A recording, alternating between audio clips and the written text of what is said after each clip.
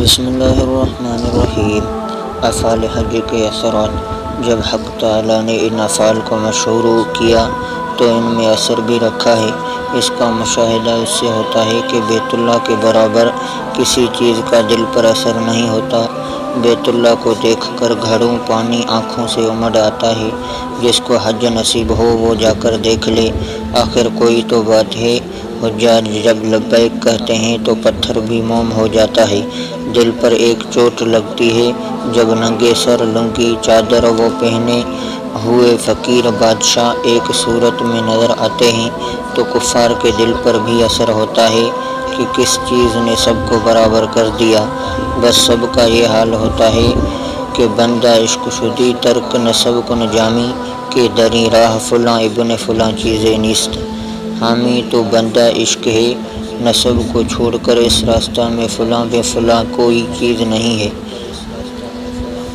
عشق نے سب کو برابر کر دیا، نہ بادشاہ معلوم ہوتا ہے نہ غلام غلام۔ سب ایک صورت میں ننگے سر ہوتے ہیں، سب کے بال بڑھے ہوئے، ناخن لمبے لمبے ہیں، اور وہ رسول اللہ صلی اللہ علیہ وسلم کے جسد اطہر سے جو جگہ مس کیے ہوئے ہے وہ عرش سے بھی افضل ہے۔ تو بیت اللہ سے بدرجہ اولیٰ بائیں ہمہ روضہ اقدس یعنی صلی اللہ علیہ وسلم کو بے خضرا کو دیکھ کر جو حالت ہوتی ہے وہ اس قسم کی نہیں جو بیت اللہ کو دیکھ کر ہوتی ہے۔ وہاں رونا محبت جمال سے ہوتا ہے اور یہاں محبت جلال سے۔ اور کیوں نہ ہو مشاہدہ بیت میں مشاہدہ رب البیت کا اثر کچھ تو ہونا چاہیے۔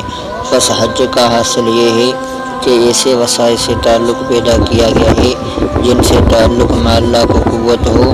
بعبارت دیگر یوں کہیے کہ اور تمام عبادات تو مجاہدہ ہیں اور حج مشاہدہ ہے۔ اسی کو مولانا فرماتے ہیں حج زیارت کردن خانہ بود، حج رب البیت مردانہ بود۔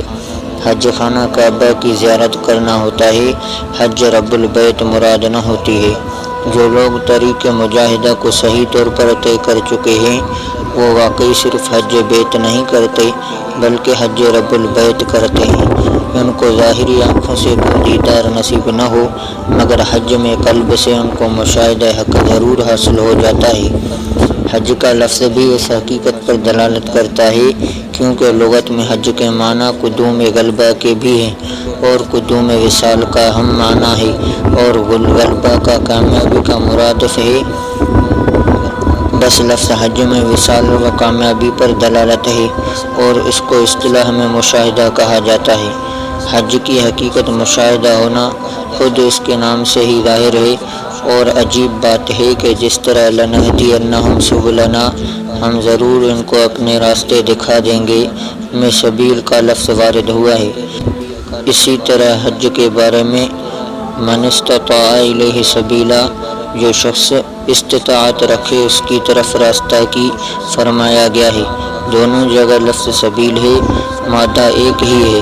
معلوم ہوا کہ جس مشاہدہ کا وعدہ لنہدینہم سبلنا، ہم ضرور ان کو اپنے راستے دکھا دیں گے، میں فرمایا ہے اس کا ظہور حج میں ہوتا ہے۔ اشارہ کے لیے اتنا کافی ہے، باقی مدلول نصیحتوں میں اس کو کہتا نہیں۔ خلاصہ یہ کہ اعمال رمضان مجاہدہ ہیں اور اعمال حج مشاہدہ ہیں، اور مشاہدہ بعد مجاہدہ کے ہوا کرتا ہے۔ اس لیے حج رمضان کا متصل شروع ہوا۔ میں اسی اتصال زمانی کی وجہ سے اکثر رمضان کے بعد حج کا معمولاً بیان کیا کرتا ہوں۔ حج و رمضان میں باہمی مناسبت۔ اعمال رمضان سے جو محبت اور توجہ اللہ پیدا ہوتی ہے، حج سے اس کا دوام و استحکام کیا جاتا ہے۔ اجمالاً یہ مضمون میں نے حضرت مولانا محمد یعقوب صاحب رحمۃ اللہ علیہ سے سنا ہے۔ وہ فرماتے تھے کہ ان وسائل سے محبت کو باقی رکھا گیا ہے۔ اس اجمال کی برکت سے یہ تفصیل میرے قلب پر وارد ہوئی کہ غائب کے ساتھ تعلق بلا واسطہ دائم نہیں رہ سکتا۔ توجہ بلا واسطہ تھوڑی دیر ہوتی ہے پھر غائب ہو جاتی ہے۔ اس لیے ایسے وسائل کو اختیار کیا گیا جن کے واسطہ سے یہ محبت اور توجہ دائم ہو جائے۔ اس پر شاید کسی کو یہ اشکال ہو کہ پھر چاہیے تھا کہ حج ہر سال فرض ہوتا या हर शख्स पर फर्ज होता, क्योंकि जब हज को दवाम मोहब्बत व इस्तेहकाम तवज्जुह इल्लाह के लिए मशरू किया गया है तो लाजिम आता है कि जिन लोगों ने हज नहीं किया बस उनकी मोहब्बत फना हो जाएगी, दायम न रहे। जवाब ये है कि जिस तरह इन वसायत में ये दाखिल है कि इनको देख कर मोहब्बत कभी होती है, इसी तरह उन वसायत के तज़किरा में भी ये असर है और इन उशाक को देखने में भी ये असर है जो इनकी ज़ियारत को जाते हैं। चुनांचे एक बड़े आरिफ फरमाते हैं, न तन्हा इश्क दीदार खेजद बसा की दौलत अज गुफ्तार खेजद। इश्क महज देखने ही से पैदा नहीं होता, बल्कि अक्सर ये दौलत महबूब के तज़किरा और गुफ्तगू से हासिल होती है। साहिबो मुशाहिदा कर लो कि जब कोई हज का जाता है तो उसको देखकर मुसलमानों का क्या हाल होता है। दिल पर हर साल एक निश्तर सा लगता है कि हाय हम भी जाते, अगर बैतुल्लाह का वजूद ही न होता तो ये असर क्यों कर होता। बस बैतुल्लाह की ज़ियारत से तो हज्जाज की मोहब्बत कवी होती है और हज्जाज को जाते हुए देखकर दूसरों के दिल पर जो निश्तर लगता है, इस हसरत व शौक से उनकी मोहब्बत कवी होती है।